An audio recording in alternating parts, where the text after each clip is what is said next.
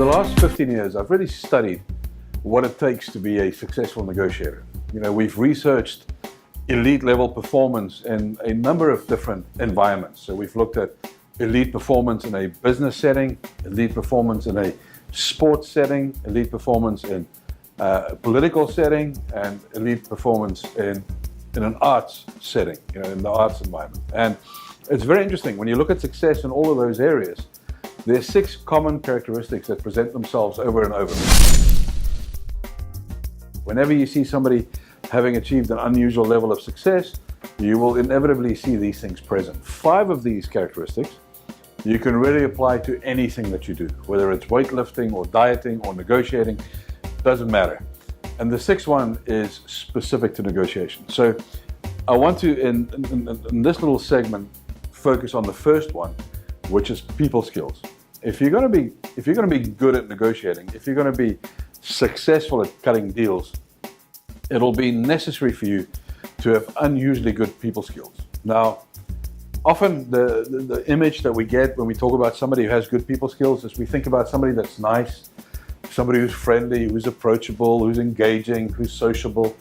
And that very well might be the case, but let me also tell you this, that you could make an argument that somebody like Adolf Hitler had really good people skills, right? Because he had the ability to convince crowds and to mobilize the masses to pursue his nefarious and evil goals, right? So it's by no means saying that he had a philosophy that was worth embracing, but he certainly had a very high level of skill in terms of how he communicated his vision, his goals. We just look at confidence tricksters, at con men.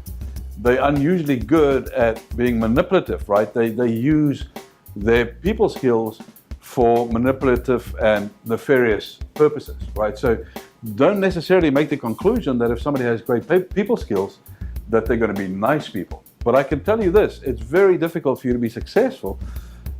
In fact, probably impossible if you don't know how to mobilize the support of others. If you don't know how to get others to support your visions, your ideas, if you don't know how to have influence in the way that you communicate, if you don't know what makes people tick, what motivates them, it'll be very difficult for you to motivate people to move in your direction. It'll be very difficult for you to be a really strong and powerful negotiator, right? So one of the things that we spend a lot of time on during all our training interventions is helping those who come through our programs to understand human nature, to understand what motivates people, to understand where they fit into that picture, what their specific preferences are with regards to how they negotiate, how they communicate.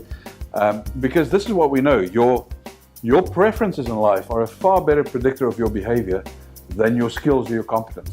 Just think about it. If we were to do more of what we are capable of doing, or if what we are capable of doing is the best predictor of what we will end up doing, then none of us would exceed the speed limit. We'd all eat 5 fruits and vegetables every day. We'd all both brush and floss twice a day. These are all the things that experts tell us that we need to do, but it's our preferences that dictate what we end up doing, right? So some of us like to drive fast, some of us like to drive slow. Same thing happens in negotiation and communication. You've developed some preferences over the years, and what you tend to do is when you present it with negotiation situations, you apply your preferences to that situation rather than that which you're capable of doing, rather than what necessarily is maybe represented by your skill set.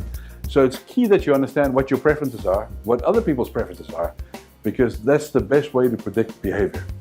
So get started, click on the link below, and you'll get set up with the understanding, with the skills, the tools, the strategies that you need to communicate your message effectively to those who have different interests to your own, maybe people who are motivated by different things, but also to help you to understand what is important to others and how to articulate what's important to you in a way that brings you together rather than sets you apart. I look forward to meeting you soon.